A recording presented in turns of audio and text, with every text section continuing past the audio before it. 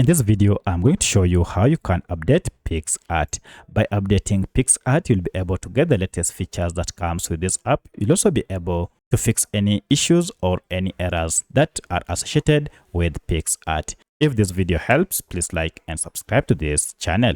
Now, to get an update for this Picsart, you need to go ahead and find or search for this app on your Google Play Store if you are on Android smartphone, or App Store if you are on iPhone. For my case, I'm on Android, and therefore I'll go to Play Store, and then make sure you are logged in with your Gmail account to see the search bar, or you can just tap on the search icon down below, and then search for your app by its name. So I'll search for Picsart like that, and then tap on the search icon here. And you can see we have our app installed. However, we have an update. This means I've been using an outdated version of Picsart AI Photo Editor app. Now, to update it, tap on Update, and this will go ahead and download the latest version of Picsart, then replace the older version with this latest version of Picsart AI Photo and Video Editor. So that's how you can update your Picsart to the latest version.